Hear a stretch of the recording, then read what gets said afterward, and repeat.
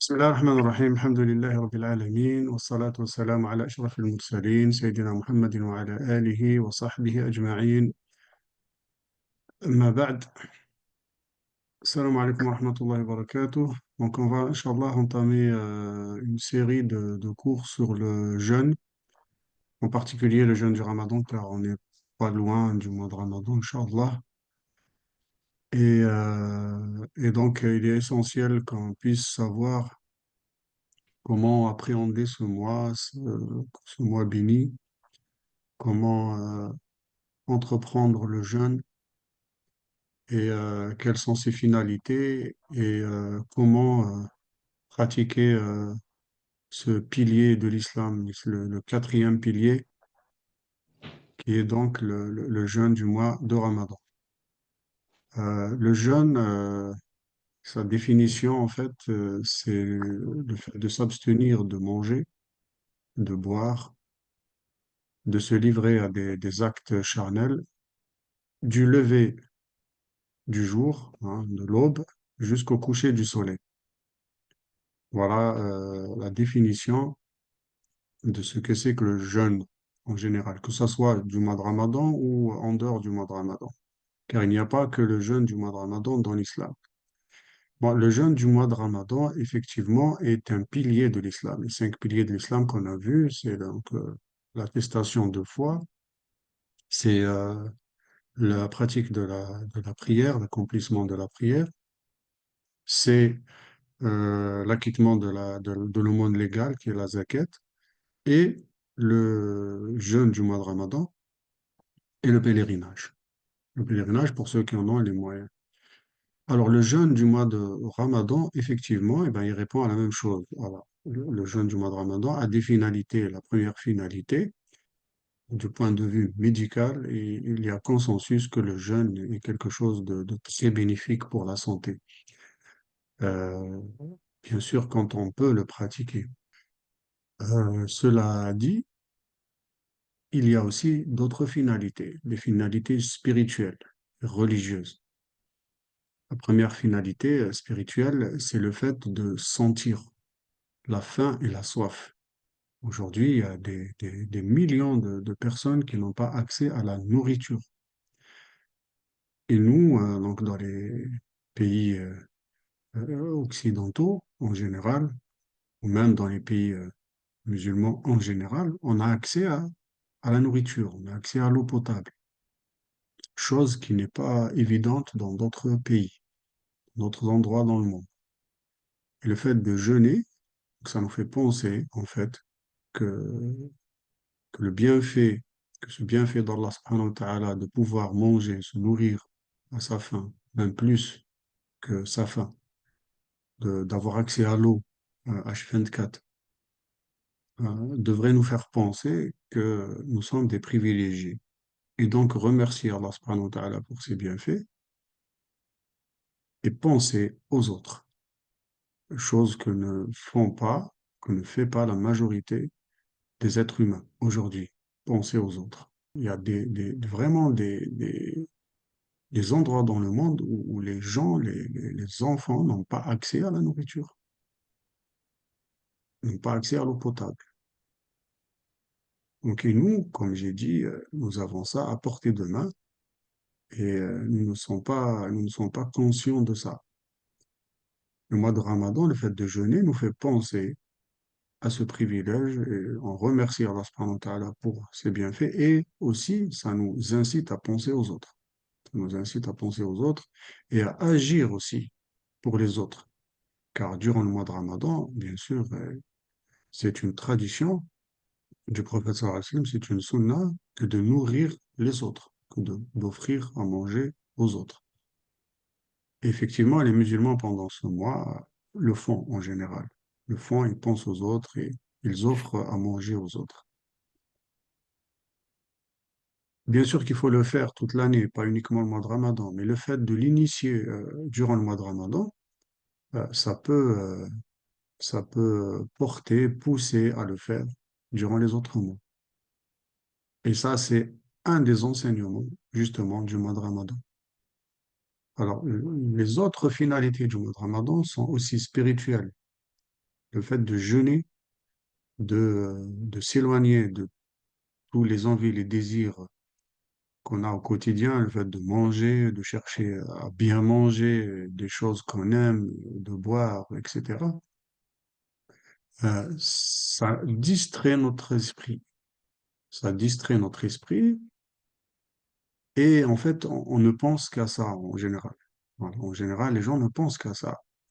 Euh, le matin, comment je vais prendre mon petit déjeuner, comment je vais me faire plaisir.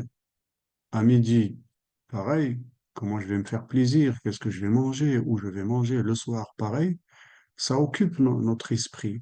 Mais pendant le mois de Ramadan, notre esprit n'est plus préoccupé par ça. Donc, il n'est pas distrait, il est concentré. Plus on mange, plus on se déconcentre. Ça, c'est connu. Moins on mange, plus on est éveillé. Et justement, lorsqu'on est éveillé pendant le mois de Ramadan, eh ben, on s'occupe de notre spiritualité. À partir du moment où nos envies ou nos désirs sont enchaînés, notre esprit va penser à s'élever, à se purifier. Tazkiyat an-nafs, on dit ça en arabe. Et voilà aussi notre finalité. Donc on s'occupe. On s'occupe de notre spiritualité, on s'occupe de lire le Coran, on s'occupe de méditer le Coran, on s'occupe à prier, à invoquer Allah, à se purifier, à s'éloigner des péchés, à faire le plus de bonnes œuvres possibles. Voilà les finalités du mois de Ramadan, hein. Le mois de Ramadan est un stage fermé. C'est un stage fermé qui booste notre foi, qui booste notre spiritualité. Aussi, donc, le mois de Ramadan, jeûner pendant le mois de Ramadan, Allah subhanahu wa ta'ala nous a dit à la fin des versets qui parlent du mois de Ramadan, peut-être seriez-vous reconnaissants, car les bienfaits justement du mois de Ramadan font beaucoup de bien à l'être humain, font beaucoup de bien aux musulmans. Et les soirées spirituelles aussi, en faisant la prière nocturne, le tarawih, en écoutant le Coran, etc. La journée, on peut s'occuper aussi à préparer à manger aux autres, ce que font beaucoup de musulmans en France, notamment les mosquées, les associations, etc. Être solidaire avec les gens qui n'ont rien, avec les étudiants, avec les pauvres, etc. Donc, pendant le mois de Ramadan, ici en France, des millions de repas sont distribués durant le mois de Ramadan. Donc cette solidarité aussi, elle est boostée entre les musulmans et les non-musulmans aussi, parce que les repas qu'on propose ne sont pas destinés qu'aux musulmans. Donc, nous, dans notre mosquée, par exemple, on reçoit des musulmans et des non-musulmans. Des 400, parfois 300, 400 repas, paniers, en fait, paniers repas sont distribués par jour, de 300 à 400 parfois. Donc, l'année dernière, on en a distribué 12, 13 000, je crois, même plus que ça, pendant le mois de Ramadan. Des repas distribués. Beaucoup, beaucoup, beaucoup d'étudiants en ont profité. Donc voilà, c'est quoi le mois de Ramadan? Donc, santé, spiritualité, solidarité, c'est ça le mois de Ramadan. Alors, maintenant revenons à ce mois de Ramadan. Il est obligatoire, puisque c'est un pilier de l'islam, et pour qui il est obligatoire? Pas pour tout le monde, bien sûr. Donc il y a des gens pour qui le jeûne du mois de Ramadan est obligatoire et d'autres personnes qui en sont dispensées. Donc il est obligatoire pour un musulman, déjà. Il faut être musulman pour que ce soit obligatoire, sinon c'est pas obligatoire pour les autres. Mais ils ont le droit de jeûner aussi. Il y a beaucoup de non-musulmans qui jeûnent avec des musulmans pour, voilà, pour faire l'expérience. Mais ce n'est pas obligatoire pour les non-musulmans. Un musulman, oui, c'est obligatoire pour lui de jeûner le mois de Ramadan. Euh, il faut être musulman pour que ça soit obligatoire. Il faut être majeur religieusement. Ce n'est pas obligatoire pour les enfants. Il faut être saint d'esprit. Ce n'est pas obligatoire pour les gens qui sont malades dans leur esprit, qui ont des problèmes psychologiques, malades vraiment, donc qui n'ont pas leur raison, on va dire. Ce n'est pas obligatoire pour eux. Ce n'est pas obligatoire pour les femmes quand elles ont leur menstru, leur lochi, elles n'ont pas à jeûner. Elles doivent rattraper plus tard. Ce n'est pas obligatoire pour celui qui est en voyage. Celui qui est en voyage n'a pas à jeûner s'il le souhaite. Quelqu'un qui est en voyage, il peut ne pas jeûner. Et aussi, quelqu'un qui n'a pas la capacité physique, qui n'a pas la capacité physique de jeûner, notamment celui qui est malade, celui qui a une maladie qui l'empêche de jeûner. Ou s'il jeûne, sa maladie va, va augmenter, va s'amplifier. Ou s'il jeûne, la guérison va être retardée. Pour ces gens-là, le jeûne n'est pas obligatoire. Pour les personnes âgées, ce n'est pas obligatoire pour eux de jeûner. Pour les personnes qui sont malades, ils peuvent ne pas jeûner, ils ont l'autorisation de ne pas jeûner, la permission de ne pas jeûner, comme ceux qui sont en voyage, mais ils doivent rattraper ces jours-là durant l'année. Ils doivent rattraper ces jours-là durant l'année. Mais les personnes âgées n'ont pas à rattraper. Les personnes qui ont une maladie chronique aussi n'ont pas à rattraper. Qu'est-ce qu'il faut faire? Soit ils font une compensation, qu'on appelle la compensation, c'est-à-dire nourrir un pauvre par jour non jeûné. Chez les Malikites, ce n'est pas une obligation, ça n'a pas un caractère obligatoire, mais très recommandé. Très recommandé pour ceux qui en ont les moyens de faire une compensation, un repas par jour non jeûné. Un pauvre, un repas par jour non jeûné. Un repas par jour non jeûné pour un pauvre, en fait. Donc, quelqu'un qui ne jeûne pas 30 jours, par exemple, ou 29 jours, peut donner à manger, nourrir ou financer les repas de 30 personnes, par exemple. On estime à peu près 5, 6, 7 euros à peu près le repas, multiplié par 30. Donc, ceux qui en ont les moyens, c'est recommandé pour eux de faire cette compensation sur la nourriture. Soit on donne nous-mêmes la nourriture, soit on finance le repas de ces personnes-là. Et donc, voici les gens pour lesquels le jeûne du mois de Ramadan est obligatoire. Pour les autres, comme j'ai dit, ils sont dispensés. Euh, Bien sûr, le jeûne du mois de Ramadan, il peut être obligatoire, il peut être recommandé pour certains, c'est-à-dire que leur maladie n'est pas tellement grave, donc c'est recommandé pour eux de jeûner. Ça peut être détestable de jeûner car ça peut retarder la guérison. Quelqu'un qui veut jeûner alors qu'il est malade et ça peut un peu retarder sa guérison ou le gêner fortement dans sa vie, il n'est pas recommandé pour lui de jeûner. Ça peut être interdit de jeûner. Dans l'islam, il peut être interdit de jeûner le mois de Ramadan pour quelqu'un que s'il jeûne, ça va détériorer sa santé, comme quelqu'un qui a une grave maladie chronique, comme le diabète, etc., et que les médecins lui disent, il est interdit pour toi de jeûner, il le fait quand même. Il commet un tort, il commet un péché de le faire, c'est-à-dire il lui est interdit de se faire du mal. Pour l'islam, il est interdit de se faire du mal, il est interdit de se tuer, même à petit feu. Donc quelqu'un qui est malade d'une maladie chronique, il insiste pour jeûner alors que ça va détériorer sa santé, il se met en danger. Alors dans l'islam, cette personne-là commet un tort. Elle commet un tort de jeûner, de se forcer à jeûner. Donc voilà un peu le statut légal du jeûne du mois de Ramadan. Le mois de Ramadan, donc, c'est le jeûne obligatoire, le seul jeûne obligatoire qui est pour tout le monde, sauf les cas qu'on a cités, qui sont dispensés.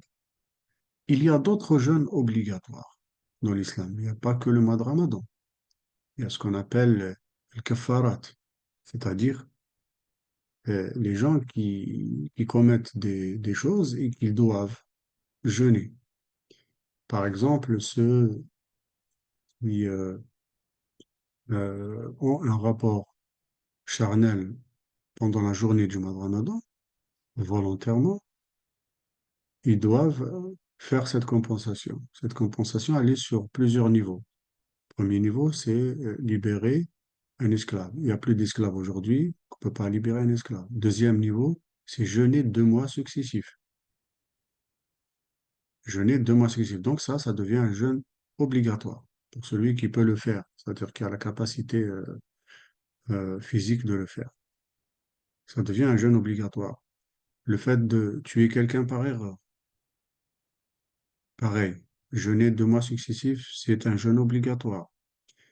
L'engagement solennel. Par exemple, quelqu'un, Allah me donne ça, je jeûnerai, par exemple, tous les lundis. Ça, ce qu'on appelle le nadhr, c'est un engagement solennel envers Allah subhanahu wa ta'ala. Donc, on a rendu ce jeûne du lundi obligatoire pour nous. Donc, ça devient obligatoire. Donc, il y a des jeûnes qui sont obligatoires. Il y a des jeûnes qui sont surérogatoires, recommandés, comme le jeûne du jour de la station de Arafat, le 9 de Dhul Hijjah, c'est-à-dire le mois où on fait le pèlerinage. C'est recommandé de jeûner le 10e jour du mois de Muharram, le mois de l'Hégire, bien sûr, hein. Le mois de Muharram, c'est-à-dire le premier mois de l'Hégire. Il est recommandé de jeûner aussi le 10e jour. C'est le jour qui est la commémoration de la libération de la communauté des fils d'Israël, de l'emprise du Pharaon. Donc, là où Moïse a pris la population des fils d'Israël et les a fait traverser la mer, les a libérés donc, de l'oppression du Pharaon. Donc c'est un jour, une commémoration. Nous, les musulmans, on le jeûne. C'est recommandé de le faire. Donc voilà, il y a des jours où c'est recommandé de jeûner. C'est recommandé de jeûner 3 fois un jour par mois, par exemple. Ça, c'est des jeûnes recommandés. Donc voilà, voilà des jeûnes recommandés lundi, jeudi. C'est une sunna, c'est une tradition du professeur sallam, il faisait ça. Et le professeur sallam a recommandé aussi de jeûner 3 jours par mois, par exemple. Voilà. Le fait de rattraper les jours de Ramadan non faits, hein, c'est aussi, ça devient un jeûne obligatoire. Donc voilà, il y a aussi des jeûnes obligatoires, des jeûnes surrogatoires qui ne sont pas le mois de Ramadan. Donc le mois de Ramadan, il arrive, il faut faire l'intention de jeûner ce mois de Ramadan. Alors le jeûne du mois de Ramadan, ou la journée de jeûne consiste à quoi? Consiste à avoir l'intention de le faire la nuit, avant que l'aube n'arrive. Donc, on fait l'intention ferme de jeûner cette journée. Pour le mois de Ramadan, on n'a pas besoin de renouveler chaque jour l'intention, on l'a fait pour tout le mois, pour tout le mois. Jeûner, donc, il est interdit en journée de l'aube jusqu'au coucher du soleil de manger, de boire ou d'avoir des relations charnelles pendant la journée. La nuit, à partir du coucher du soleil jusqu'à l'aube, bah, on a le droit de faire tout ça. Il n'y a pas de problème, manger, boire, avoir des relations charnelles. Donc voilà en quoi consiste le jeûne en journée. C'est donc de s'abstenir de manger, de boire et d'avoir des rapports charnels, volontairement. Si on le fait par erreur, c'est-à-dire on mange par erreur, on boit par erreur, ce n'est pas grave. Pour la majorité des savants, le jeûne, cette journée est comptée. On n'a pas besoin de la rattraper, comme parce qu'on l'a fait par erreur. Bon, chez les Malikites, ils demandent de la rattraper, mais il n'y a pas de tort commis. Celui qui mange volontairement, boit volontairement, alors qu'il a la capacité de jeûner, commet un tort. Commet un tort et doit rattraper cette journée. Pour les Malikites, il doit non seulement rattraper cette journée, s'il le fait volontairement, mais aussi de jeûner 2 mois successifs. Le phare. Donc voilà. Donc il est vraiment important de savoir. Allah subhanahu wa ta'ala nous a rendu le jeûne obligatoire pour notre bien. Donc si c'est quelque chose on doit faire pour notre bien, c'est un tort, un tort, un péché commis si on s'abstient de le faire volontairement, sauf si on a une raison valable, bien sûr. Donc, aussi, par rapport au rapport intime, la journée du mois de Ramadan, donc la journée du mois de Ramadan a une sacralité, donc il faut pas le faire. À l'unanimité des savants, celui qui a un rapport charnel en journée pendant le mois de Ramadan euh, doit compenser qui est le jeûne de 2 mois successifs. S'il ne peut pas, il doit nourrir 60 personnes ou financer donc le repas de 60 personnes, 60 pauvres, je veux dire.